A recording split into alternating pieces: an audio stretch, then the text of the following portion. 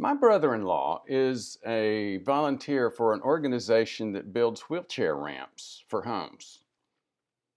Now, when you start thinking about it, well, actually, he's been involved in, last time I talked with him about it, it was over a year ago, and at that point, it was over 300 ramps. It takes them a couple of days. They have a team of guys that goes out to do this.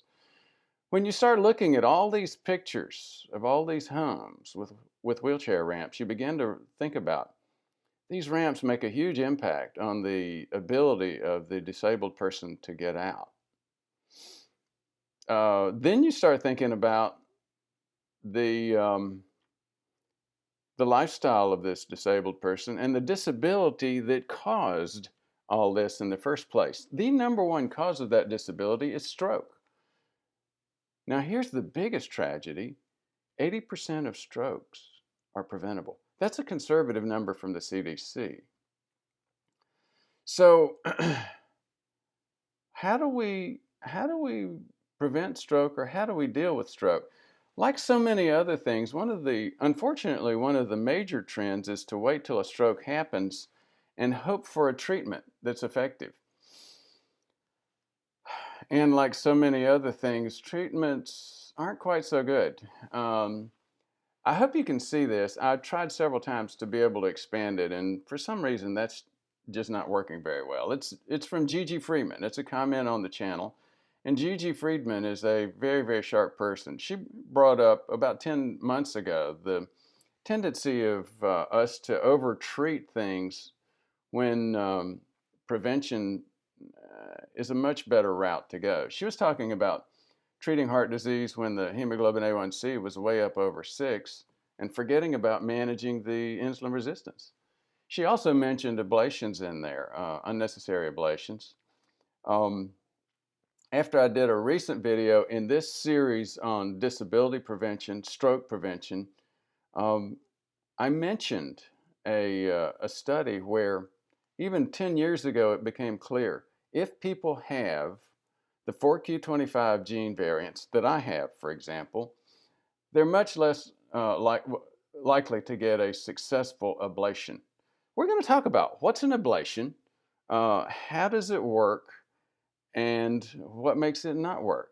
So just like Gigi's comments, I think, here we go. Just a thought, but most people go through cardiac ablations or going through it blindly as they are not aware of any genetic testing that you've talked about. Again, that was the early 4q25 studies, and I'll show it to you a little bit later. Further, many go through multiple ablations without knowing the inherent genetics. Another case of standard care being mediocre care, possibly. Yes, unfortunately, I think it is another case of that. Now, wait a minute. What is ablation? Let's just do a quick 101 on that. This is the heart. These are the atria. These are the tricuspid and mitral valves going down into the ventricles. When you get an ablation, what happens is the cardiologist goes into your groin with a catheter, takes that catheter up to the heart, into the right atrium, through the what used to be the foramen ovale, and it's closed now, into the left atrium, because this is where the atrial fib always happens. It happens at the junction of the left atria with the pulmonary veins.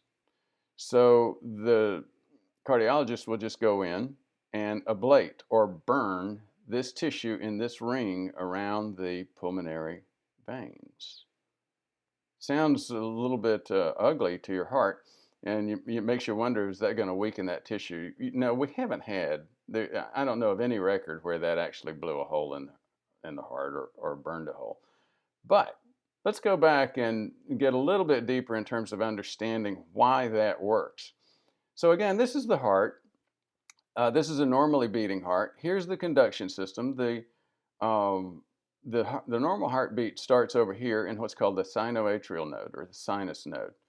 Then it goes through the conduction system of the atria, hits what's called another node here, which is the AV node, atrioventricular node, and then goes down to the ventricles. That's what coordinates this boom, boom, the atria contracting, filling up the ventricles, and then the ventricles contracting. Now, again, as we mentioned, what classically happens, and we don't know why, but it almost always, or it always originates in the left atria, where those pulmonary veins come in. Remember, pulmonary veins are veins bringing blood back to the heart. They're the only veins that actually have oxygenated oxygenated blood, because they're coming from the lungs. Now here are here's an actual image, and here are the burn marks from the ablation. So my cardiologist was well known for being a very good ablation technical person, and he did recommend it.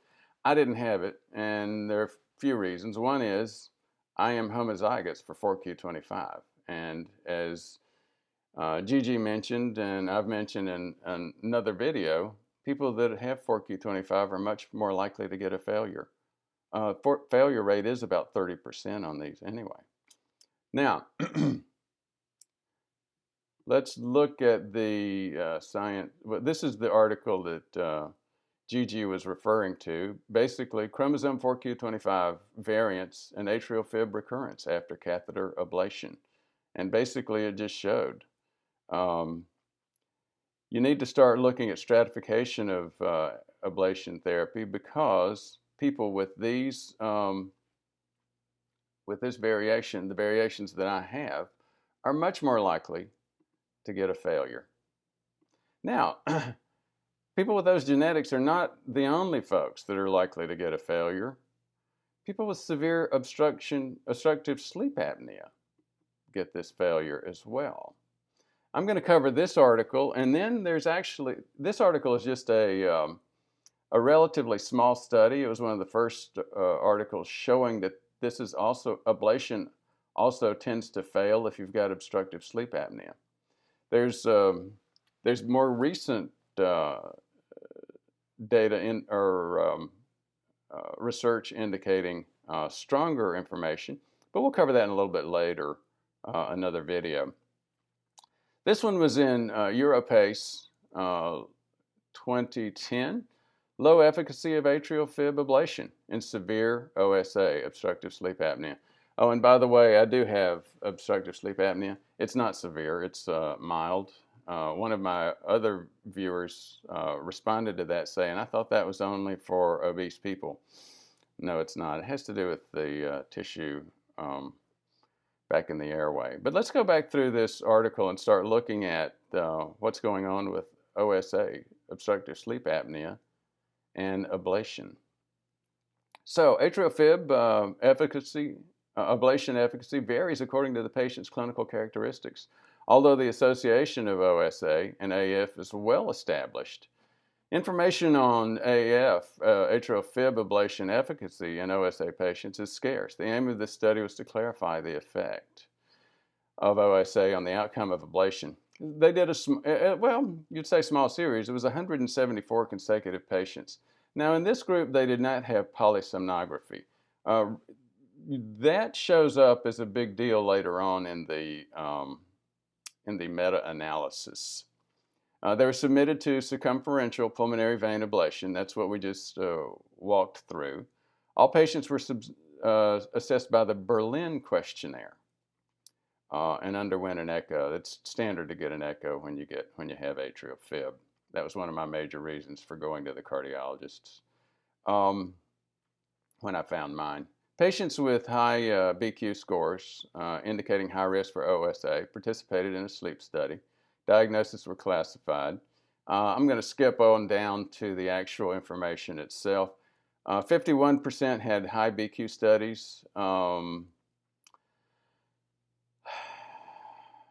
Let's go basically to the, okay. 1 year arrhythmia-free probability after a single ablation procedure was 48% and low risk for OSA. 30% in the non-severe OSA group. So already you're at a 30% failure rate with mild to moderate risk. 14% in severe OSA group. So already you're actually, no, I had that backwards. 2/3 in the mild OSA group, and almost 86% now failure rate in the severe OSA group.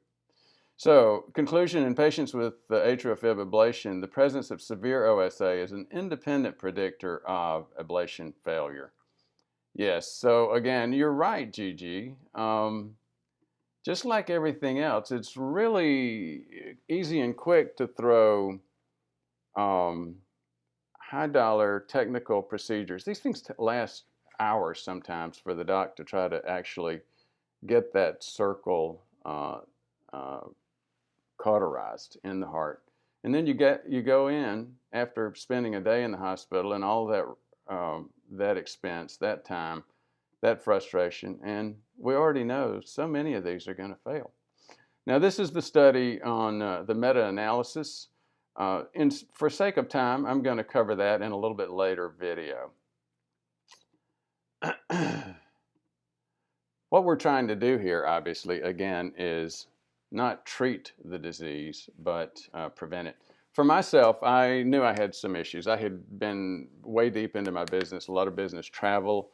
I had gained another 10 pounds up to about 160, 162. And when I gained weight, my obstructive, even 10 pounds. I mean, that took me from a BMI of what, 21, 22, up not even another point. But that 10 pounds made a difference. My blood pressure goes up, which is a big risk area for this. My sleep apnea kicks up a little bit.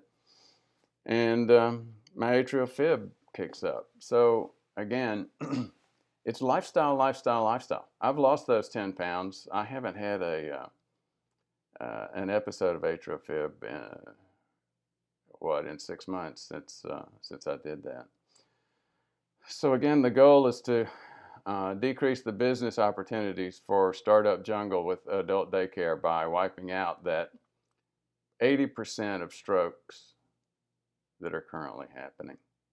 Thank you very much for your interest.